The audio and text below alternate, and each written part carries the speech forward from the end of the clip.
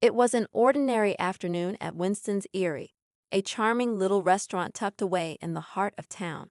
Known for its cozy vibe and signature comfort food, the place hummed with life. Sunlight streamed through large windows, casting a golden glow over rustic wooden tables and chairs. The soft murmur of conversation filled the air, punctuated by the occasional clink of plates and cutlery from the open kitchen. Amid this lively backdrop, the restaurant's front door jingled open, drawing brief glances from a few patrons. In stepped Darnell Johnson, a sharp-dressed man in his late 40s. His tailored navy blue suit, perfectly polished shoes, and calm, composed demeanor turned heads without him intending to. Darnell exuded a quiet confidence as he made his way to a table by the window, settling in with an air of ease. But beneath his composed exterior, Darnell was observing, calculating. He wasn't here for the food, or so it seemed. Unbeknownst to the staff bustling around him, Darnell wasn't just another customer. He was the new owner of Winston's Erie, having purchased it only days ago. Yet today, he wasn't there to announce himself. He wanted to see the restaurant as it truly was, through the eyes of a regular patron. A waiter approached, breaking Darnell's train of thought. It was Luke, a young man with a perpetual smirk that bordered on arrogance. His uniform was slightly rumpled, and his tone carried a false politeness that Darnell, with years of experience in handling people, picked up on immediately. Luke handed him a menu, offering a clipped, "Take your time." Darnell scanned the menu briefly, then asked for a coffee. The first sip made him wince. It was lukewarm. Politely, he signaled Luke to request a fresh cup. The waiter's smirk tightened, and though he nodded, his eyes rolled subtly as he walked away. Moments later, Luke returned with a steaming cup, but as he placed it on the table, something shocking happened. The cup tipped, and the hot liquid spilled onto Darnell's lap. Gasps filled the room as everyone turned to see the scene unfolding. Darnell flinched, but quickly masked his discomfort.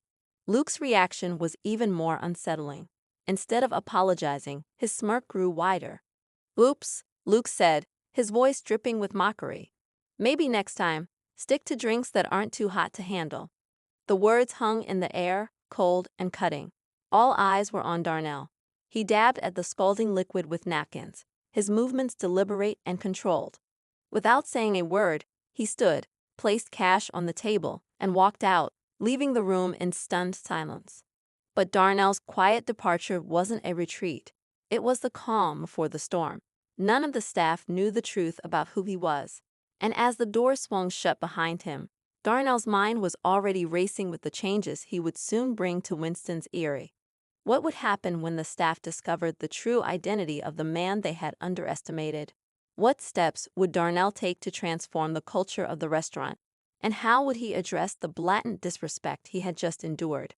The answers to these questions would unfold in a way that no one, least of all Luke, could have predicted. But one thing was certain: Winston's Erie was about to experience a reckoning. As the door of Winston's Erie closed softly behind him, Darnell stepped onto the bustling sidewalk, the scent of freshly brewed coffee and sizzling burgers still clinging faintly to the air around him. He adjusted his tie, his expression unreadable, though a flicker of something unspoken flashed in his eyes. It wasn't anger, nor was it shock, it was resolve. His years in business had taught him that change often came with discomfort, and the incident with Luke was just the beginning of what he needed to address. Winston's Erie was more than just a restaurant to Darnell. It was an investment, not just financially but personally. After years of running successful ventures, he had chosen this particular place because it held sentimental value. It had been his father's favorite spot when Darnell was a child, a place where their family had shared countless meals and laughter. To now find it a shadow of the warm and welcoming establishment he remembered filled him with a mix of sadness and determination. He had bought it to restore its former glory, to make it a place of community and kindness again. But what he had witnessed today was far from the vision he had in mind. The smugness on Luke's face, the thinly veiled prejudice, and the silent complicity of the staff who had watched without stepping in. It painted a picture of a culture that needed more than just a few tweaks. It needed a complete transformation, starting from its foundation. Back in his car, Darnell sat for a moment, replaying the incident in his mind. He wasn't surprised by Luke's behavior. He'd seen that kind of arrogance before. What struck him more was the lack of reaction from the other employees. There had been no apology, no effort to rectify the situation. It spoke volumes about the environment they had grown used to. The following morning, Darnell arrived at the restaurant earlier than usual, his presence understated yet commanding. The staff gathered in the break room, many still half asleep, sipping coffee and exchanging small talk. Luke leaned against a table, recounting the previous day's events with exaggerated flair. And then the guy just sat there, looking all important, like he was too good for this place. Luke sneered, prompting a few weak chuckles from his audience. When the coffee spilled, oh man, you should have seen his face. Drama queen. The room erupted into a mixture of nervous laughter and awkward silence, the tension palpable. Some staff members shifted uncomfortably in their seats, their unease growing as Luke's recounting became more self-serving. Suddenly, the door opened, and Darnell stepped in. The room fell silent as if someone had flipped a switch. Gone was the quiet man from the day before. Today, Darnell carried himself with an air of authority that couldn't be ignored. His tailored suit seemed sharper, his presence more commanding. He scanned the room briefly, taking in the wide eyes and slackened jaws of the staff. "Good morning," he began, his tone calm but firm. "I'm Darnell Johnson, the new owner of Winston's Erie." The announcement landed heavily in the room, a wave of shock washing over the staff. Luke's face drained of color, his smirk vanishing instantly. The energy in the room shifted, a mix of dread and curiosity hanging in the air. Darnell continued, his gaze sweeping over each employee. "Before formally introducing myself, I wanted to see this restaurant through the eyes of a customer, to experience what it's like for the people who walk through these doors every day. What I witnessed yesterday," he paused, letting the weight of his words settle, "was unacceptable." He held up a small remote and pressed a button, bringing the grainy security footage of the coffee incident onto a screen at the front of the room. Gasps rippled through the staff as Luke's mocking words and condescending smirk played out in stark detail. Darnell didn't raise his voice, but his words cut through the silence like a knife. "This is not just about a spilled cup of coffee. It's about respect. Respect for our customers, for each other, and for this establishment." As the video ended, Darnell turned his attention back to the room. "Starting today, things are going to change. This restaurant will become a place where everyone feels welcome and valued, whether they're a customer or part of the team. If you can't align with that vision, you don't belong here." He turned to Luke, his gaze steady and unflinching. "Luke, consider this your official termination. Collect your belongings and leave immediately." The room remained deathly quiet as Luke, pale and shaken, stood up. He opened his mouth to protest but quickly shut it, the realization that there was no arguing with Darnell hitting him hard. Without another word, he walked out, his departure punctuated by the soft click of the door closing behind him. Darnell faced the remaining staff, his tone softening but retaining its firmness. "I know this isn't going to be easy. Change rarely is, but it's necessary if we want to create something we can all be proud of. I'm here to work with you, not against you. Together, we can turn Winston's Erie into a place that stands for more than just good food." Over the next few weeks, Darnell began the painstaking process of rebuilding the restaurant's culture. He spent hours with the staff, not just giving orders but listening, truly listening, to their concerns and ideas. He implemented diversity training, revised the employee handbook to emphasize mutual respect and accountability, and introduced weekly meetings where everyone had a chance to speak. The changes were slow but steady. At first, some employees resisted, clinging to the old ways of doing things. But Darnell's hands-on approach gradually won them over. He wasn't just a boss. He was a leader, rolling up his sleeves to wash dishes during busy shifts, chatting with the kitchen staff, and learning each person's name and story. Customers began to notice the difference too. The atmosphere at Winston's Erie shifted from one of tension and indifference to one of warmth and camaraderie. Word spread about the new management, and soon, the restaurant was busier than it had been in years. Still, the memory of Luke lingered, a reminder of how far the restaurant had come, and how far it still had to go. Darnell knew the journey was far from over. There would be more challenges, more moments of reckoning. But as he stood in the middle of the bustling dining room one sunny afternoon, greeting customers and watching his team work together like a well-oiled machine, he felt a deep sense of pride. Winston's Eyrie wasn't just a restaurant anymore. It was becoming a symbol, a beacon of what could happen when people came together to build something better. But even with all the progress, the question lingered in the back of his mind. Had Luke truly learned from his mistakes? And if so, would he ever return, seeking redemption? The thought was fleeting, but it stayed with him as he turned to greet the next customer. Because in the end, Winston's Eyrie wasn't just about second chances for the restaurant, it was about second chances for everyone who walked through its doors. As Winston's Eyrie thrived under Darnell's leadership, the changes began to ripple beyond the restaurant's walls. Word of the new management spread through the town, drawing in curious locals who wanted to experience the shift for themselves. The once quiet dining room now buzzed with lively conversations and the sound of plates being cleared, a testament to the fresh energy within the restaurant. Yet beneath the surface, the weight of the past lingered, casting long shadows over the progress being made. For the staff, the new era brought challenges that were both invigorating and unsettling. Darnell's emphasis on inclusivity and teamwork pushed them out of their comfort zones, forcing them to confront habits and attitudes they hadn't questioned before. Some embraced the change wholeheartedly, grateful for the chance to work in a more positive environment. Others, however, struggled to adapt, their resistance evident in subtle ways: hesitant glances during meetings, whispered complaints in the break room, and the occasional slip back into old behaviors. One of the most vocal skeptics was Martha, a longtime server in her mid-50s who had worked at Winston's Eyrie for over 2 decades. Martha had seen managers come and go, each with their own promises of improvement, and she had little faith that Darnell's vision would last. While she wasn't openly defiant, her reluctance to fully engage was clear. She kept her distance from the younger staff, dismissing their enthusiasm as naive and quietly holding on to the belief that things would eventually return to the way they had always been.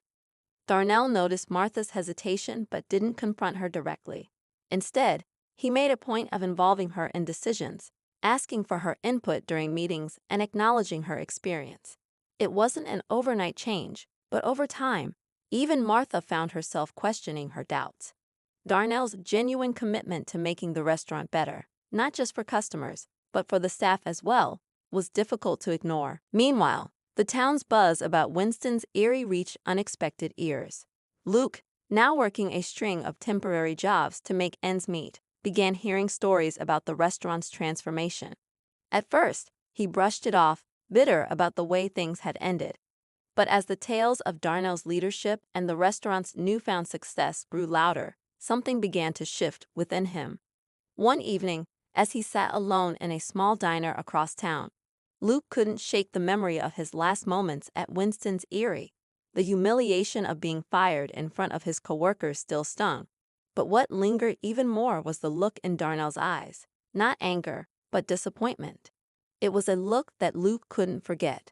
One that made him question not just his actions that day, but the kind of person he had become. The realization hit him slowly, like a heavy fog lifting to reveal the landscape beneath. Luke had spent years coasting through life, leaning on charm and arrogance to mask his insecurities. But for the first time, he wondered if he was capable of something more, something better. Back at Winston's Eyrie, Darnell was facing his own challenges. While the restaurant's outward transformation was undeniable, the deeper work of building trust and unity among the staff was proving to be a slow and complex process. There were moments of triumph, a team member stepping up to resolve a customer issue, a heartfelt thank you from a regular diner, but there were also setbacks. Old habits resurfaced, tensions flared, and Darnell often found himself mediating conflicts behind the scenes. One such conflict involved Jasmine, a talented but hot-headed line cook, and Carlos, a quiet and meticulous prep chef. The two had clashed repeatedly over minor kitchen issues, their arguments occasionally spilling into the dining area. Darnell knew that resolving their feud would require more than just stern words. He needed to find a way to bridge the gap between their personalities and foster a sense of mutual respect. One evening, after the last table had been cleared and the restaurant was quiet, Darnell called Jasmine and Carlos into his office.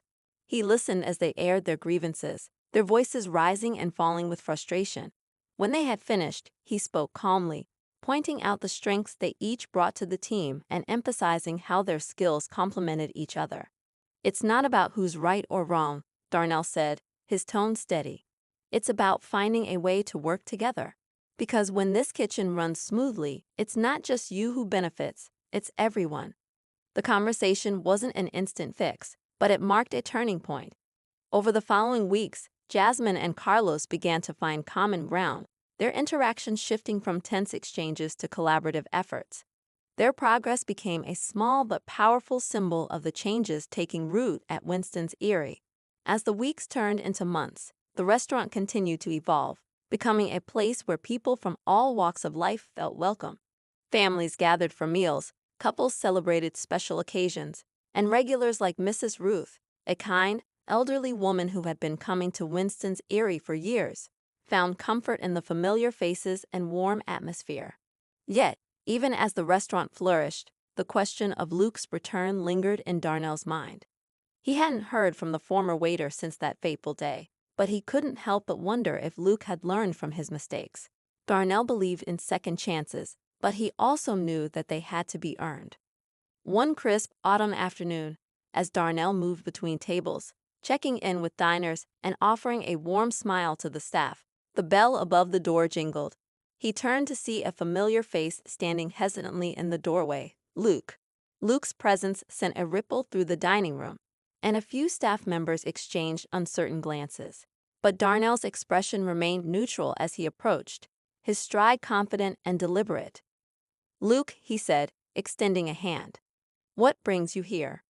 Luke hesitated, his usual bravado nowhere to be found. "Mr. Johnson, I just wanted to apologize for everything. I know I don't deserve forgiveness, but I needed to say it." Darnell studied him for a moment, his gaze steady. The sincerity in Luke's voice was undeniable, but Darnell wasn't one to make snap judgments. "Acknowledging your mistakes is a good start," he said. "The question is, what have you done since then to make things right?" Luke nodded, his face a mix of humility and determination. "I've been working on myself. I know words aren't enough, but I'm trying to be better. I'm trying to prove that I can change." Darnell's expression softened slightly, though his tone remained firm. "Change takes time, Luke. And it's not about proving it to me. It's about proving it to yourself." As Luke left the restaurant that day, the tension in the air lingered. Darnell returned to his work, the interaction leaving him with more questions than answers. Redemption was possible, he believed, but it required more than a single act of contrition. The story of Winston's Erie was far from over, and so was Luke's. As the restaurant continued to grow, so too did the challenges that lay ahead, each one a reminder that transformation, whether of a place, a team, or a person, was a journey, not a destination. The weeks following Luke's unexpected visit brought a mix of unease and reflection to Winston's Erie. Darnell couldn't shake the look on Luke's face, the genuine regret that had softened his once arrogant demeanor. But regret alone wasn't enough to erase the pain caused by his actions. Darnell had learned to be cautious, not just with people like Luke, but with anyone who threatened the hard-fought progress they had achieved. The restaurant, now busier than ever, felt alive in a way it hadn't in years. Customers filled the tables during every shift, and the staff had begun to settle into the rhythm of the new culture Darnell had created. Still, beneath the surface, tensions simmered. Old wounds and unspoken fears lingered among the team, threatening to crack the fragile foundation they were building. One evening, as Darnell prepared for another late night in the office, he overheard an argument brewing in the break room. Jasmine's sharp voice cut through the air, followed by the quieter, defensive tone of Carlos. Darnell sighed, rubbing his temples. Despite their progress, it seemed the two were still finding it difficult to fully reconcile their differences. When he stepped into the break room, the heated exchange came to an abrupt halt. Jasmine looked away, arms crossed, while Carlos shuffled his feet uncomfortably. "What's going on here?" Darnell asked, his voice calm but firm. Jasmine hesitated before answering. Carlos keeps micromanaging me, she said, her tone clipped. I know how to do my job, but he doesn't trust me. Carlos opened his mouth to respond, but Darnell raised a hand to stop him. Enough, he said. I've told both of you before, this restaurant doesn't work unless we work together. Whatever personal issues you have, you need to set them aside. Understood? Both nodded, though the tension between them was still palpable. As Darnell left the room, he couldn't help but feel a twinge of frustration. He had worked tirelessly to foster an environment of respect and collaboration, but moments like these reminded him just how fragile that progress could be. The next day brought a new challenge. A prominent food critic was scheduled to visit the restaurant, and the pressure to deliver a flawless experience was weighing heavily on everyone. The staff moved with a heightened sense of urgency, their usual camaraderie replaced by a strained focus. Even Darnell, typically unflappable, felt the tension in the air. As the evening unfolded, the critic's presence loomed over the dining room like a storm cloud. Every plate was inspected twice before leaving the kitchen, and every interaction with the critic was measured and deliberate. But just as the staff began to relax, confident they had made a good impression, disaster struck. A loud crash echoed through the dining room as a tray of dishes tumbled to the floor. All eyes turned to the source of the commotion, Martha, standing frozen in the middle of the room, her face flushed with embarrassment. The critic's gaze shifted from the shattered dishes to the server, and a murmur of concern rippled through the diners. Darnell was at Martha's side in an instant, helping her gather the pieces and reassuring her quietly. It's okay, he said. Accidents happen. Just take a deep breath. But the damage was done. Martha's confidence was shaken, and the critic's expression remained unreadable. Darnell knew they couldn't afford any more missteps if they wanted to salvage the evening. As the night wore on, the staff rallied, their determination renewed by the near crisis. Darnell moved between the kitchen and the dining room, offering guidance and encouragement where it was needed most. By the time the critic left, the atmosphere in the restaurant had shifted once again. The staff exchanged relieved smiles, hopeful that their efforts had been enough to leave a positive impression. But even as they celebrated the small victory, an undercurrent of uncertainty lingered. The critic's opinion could make or break their reputation, and they wouldn't know the outcome until the review was published. For now, all they could do was wait. Late that night, as Darnell locked up the restaurant, his thoughts drifted back to Luke. He couldn't help but wonder what had brought him to the restaurant that day and whether his apology had been genuine. The encounter had stirred something in Darnell, an unresolved tension that refused to be ignored. He glanced out the window at the empty street, the quiet night offering no answers. With a heavy sigh, he turned off the lights and stepped outside, the cool air wrapping around him like a shroud. The road ahead felt uncertain, fraught with challenges he couldn't yet foresee. But as Darnell stood there, the resolve that had carried him through countless obstacles began to rise within him once more. Winston's Eyrie had become more than just a restaurant. It was a symbol of resilience, a testament to the power of change. And no matter what lay ahead, he was determined to see it through. For now, though, the questions remained unanswered. The critics' review, the future of the staff, and even the possibility of Luke's return, all of it hung in the balance, waiting for the moment when everything would come to a head. The next day started like any other at Winston's Eyrie, with the staff preparing for a busy lunch shift. The sun filtered through the large windows, casting a warm glow over the bustling restaurant, but Darnell felt a lingering unease as he moved through the dining room, greeting customers and checking on his team. The uncertainty of the critics' review weighed heavily on his mind, but it was more than that. Something felt off, though he couldn't quite put his finger on it. As the lunch rush began, the restaurant hummed with energy. Plates of steaming food emerged from the kitchen, conversations overlapped, and the scent of freshly brewed coffee filled the air. Darnell's focus shifted to a table near the back, where an unfamiliar group had just been seated.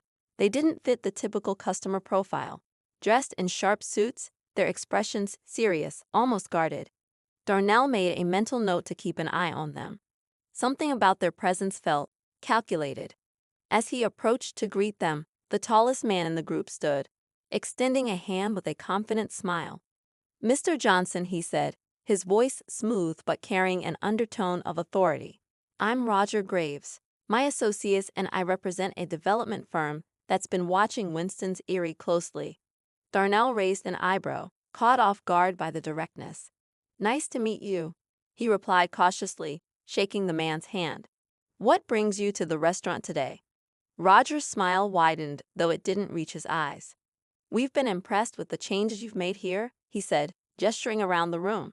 "The growth, the buzz, it's remarkable. And it's made us realize just how much potential this property has." The implication hung in the air, heavy and unspoken. Darnell's stomach tightened as he studied the man's face, trying to decipher his intentions. "I appreciate the compliment," he said evenly, "but I'm not sure what you're getting at." Roger chuckled, a low, knowing sound. "We're in the business of transformation, Mr. Johnson. Winston's Erie sits on prime real estate, and we believe it could be so much more. A luxury high-rise, perhaps, or an upscale boutique. The possibilities are endless." Darnell's jaw clenched. "This restaurant isn't just a building," he said, his tone firmer now. "It's a part of the community, a place where people feel at home. I've worked hard to build something meaningful here, and I'm not interested in selling." Roger's expression didn't falter, but there was a glint in his eyes that made Darnell uneasy. "We understand your attachment," he said smoothly. "But emotions have a way of clouding judgment. We're prepared to make a very generous offer, one that could set you up for life." Before Darnell could respond, Roger slipped a business card into his hand and stepped back. "Think about it," he said. "We'll be in touch." As the group left, their polished shoes clicking against the floor, Darnell stared at the card in his hand. The logo embossed on the front, a sleek, modern design, felt out of place against the rustic charm of Winston's Erie. He slipped it into his pocket, his mind racing. The rest of the day passed in a blur, but Darnell couldn't shake the conversation with Roger. It wasn't just the offer that bothered him, it was the timing. The critic's review was due any day now, and if it was positive, it would only strengthen Winston's Erie's reputation. Could that be why Roger and his associates had shown up now? As Darnell locked up that night, a shadow moved in the alley beside the restaurant. He froze, his senses on high alert. "Who's there?" he called out, his voice steady despite the rush of adrenaline. A figure stepped into the dim light, and Darnell's heart sank. It was Luke. "What are you doing here?" Darnell asked, his voice sharp. Luke hesitated, his hands shoved deep into his pockets. "I didn't know where else to go," he admitted, his tone subdued. I need to talk to you." Darnell crossed his arms, his expression guarded. "About what?" Luke shifted uncomfortably, glancing around as if checking for eavesdroppers. "I think you're in danger," he said finally. "I overheard something. Roger Graves isn't just interested in buying the restaurant. He's planning to force you out if you don't sell." Darnell's breath caught, but he kept his face neutral. "Why would you care?" he asked, his voice laced with skepticism. Luke looked down, shame flickering across his features. "Because I owe you," he said quietly. "What I did, it wasn't right. And if there's a way to make it right, maybe this is it." Darnell studied him for a long moment, searching for any hint of deceit. But all he saw was a man trying to undo the damage he'd caused.